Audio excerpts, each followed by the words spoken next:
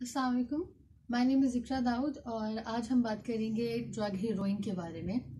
अभी जैसे पिछली वीडियो में मामूसा ने कैनबिस के बारे में आपको काफ़ी डिटेल में बताया था, इसी तरह हम हीरोइन के बारे में बात करेंगे कि ये कैसी ड्रग है, इसको कैसे लिया जाता है और इसके इफ़ेक्ट्स और इसके after effects, long effects, withdrawal symptoms इसके क्या होते हैं और एंड में हम लोग इसके ट्रीटमेंट के बारे में भी बात करेंगे। फर्स्ट ऑफ ऑल हीरोइन अगर हम लोग देखें तो ये एक ओपियोइड्स की कैटेगरी में आती है और ये यूफोरिया कॉज करती है। अब यूफोरिया में क्या चीज़ें आ जाती हैं, जैसे कि इंसान को बहुत खुशगवार एहसास होता है, बहुत सुकून का एहसास होता है, बहुत आप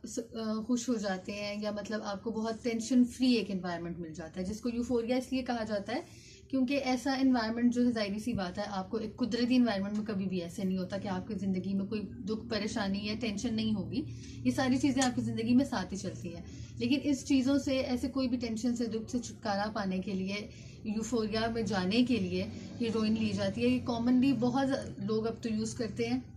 और सब लोग ज़रा से भी स्ट्रेस के बाद कि आपकी ज़िंदगी में कोई टेंशन आ गई, कोई स्ट्रेस आ गया, कोई परेशानी आ गई है, उसको ख़त्म करने के लिए या उससे फॉर द टाइमिंग, क्योंकि जाहिर सी बात है इससे आपको कोई भी प्रॉब्लम सॉल्व नहीं होता, लेकिन फॉर टाइम, फॉर एक छोटे से पीरियड के लिए आपका अपना ध्यान उसकी तरफ से हट जाता है। तो उस ध्यान को हटाने के लिए ये वाली ड्रग लोग इस्तेमाल करते हैं ताकि आप उस इन्वायरमेंट से निकल सकें और अपने ही दिमाग में एक नई दुनिया बना लें जहाँ पे आपको कोई प्रॉब्लम्स नहीं है।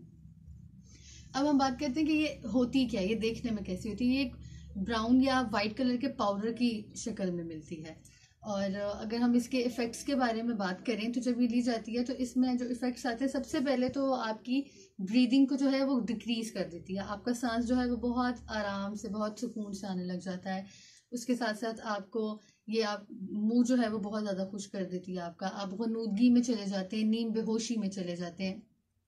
इसको लेने के बाद आपकी जो ब्रेन एक्टिविटी है, कॉग्निशन है, वो काम करना बंद कर देती है। आपका जो माइंड है वो एक कंफ्यूज स्टेट में चला जाता है। आप लोगों की कॉग्निशन काम नहीं कर रही होती, आप कोई डिसीजन मेकिंग नहीं कर सकते इसको लेने के बाद, क्योंकि आपका जो ब्रेन है वो स्लो डाउन हो जाता है, सुन हो जाता है, अगर हम लोग एक तरीके से बात करें तो। ये इसके शॉर्ट टर्म इफेक्ट्स में आता है कि अगर आप जब ये मेडिसिन ये जब ड्रग आप लेते हैं तो उसको लेने के बाद कैसे इफेक्ट्स होते हैं। बट अगर हम लोग लॉन्ग टर्म इफेक्ट की बात करें कि अगर आप इसको बहुत प्रोलॉन्ग पीरियड के लिए लेना शुरू कर दें और आप टाइम से और बहुत ज़्यादा हाई डोज के साथ इसको यूज़ कर रहे हैं तो क्या होता है, फिर आहिस्ता आहिस्ता ये आपका फिजिकल स्ट्रक्चर जो है वो चेंज करने लग जाती है। आपके ब्रेन का जो आपकी ब्रेन की फिजियोलॉजी जो है उसको चेंज करने लग जाती है। आपका जो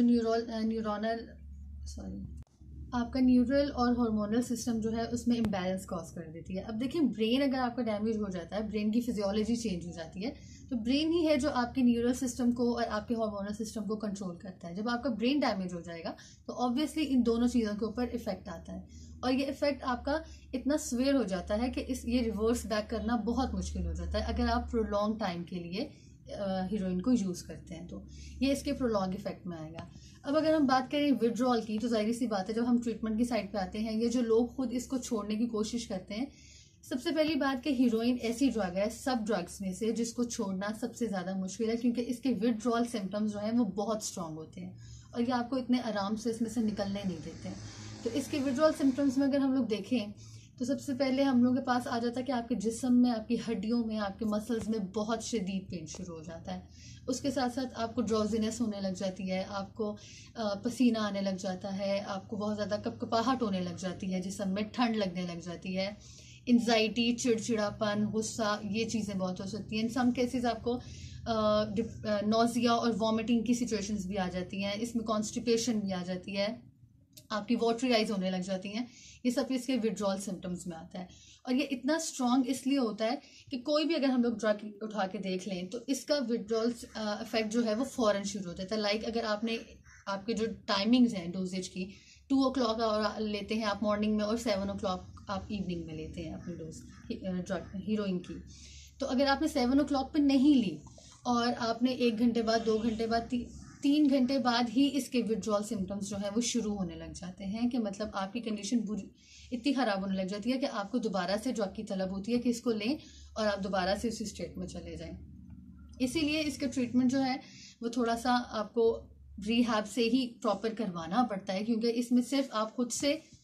कहें कि आप छोड़ देंगे, इसके विड्रॉल सिम्टम्स इतने ज़्यादा होते हैं कि आप दोबारा उस चीज़ की तरफ चले जाते हैं। ट्रीटमेंट जब हम लोग करते हैं रिहैब में, तो उसमें जाहिर सी बात है आपको CBT प्रोवाइड की जाती है, REBT प्रोवाइड की जाती है, तो आपको साइकोलॉजिकली भी मैनेज करती है। आपके इंडिविजुअल सिम्टम्स, जो फिजिकल सिम्टम्स हैं, उनको डिफरेंट ड्रिप्स के जरिए और मेडिसिन के जरिए मैनेज किया जाता है, और आपके जो साइकोलॉजिकल इश्यूज आ रहे होते हैं उनको डिफरेंट थेरेपीज के जरिए ट्रीट किया जाता है। अब ये आपका जो ट्रीटमेंट है आपको पूरा लेना पड़ता है, और उसके बाद अगर आप चाहते हैं कि आप दोबारा से लैप्स ना हो और इस ड्रग की तरफ, एडिक्शन की तरफ दोबारा ना जाएं, तो इसके लिए बहुत ज़रूरी है कि आप अपना ट्रीटमेंट रिहैब में पूरा करने के बाद फॉलोअप्स के लिए आते रहें। अगर आप फॉलोअप के लिए रिहैब जा सकते हैं तो बहुत अच्छी बात है,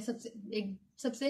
प्रायोरिटी में तो यही चीज़ आती है। बट अगर आप जा नहीं सकते हैं तो आप अपना फ़ोन पे कांटेक्ट रखें, लेकिन इसको अपने फॉलोअप्स को आपने कंटिन्यू रखना पड़ता है, इसमें कंसिस्टेंट रहना पड़ता है, अगर आप चाहते हैं कि आप दोबारा से उस एडिक्शन की लाइफ की तरफ नहीं जाएं। Thank you.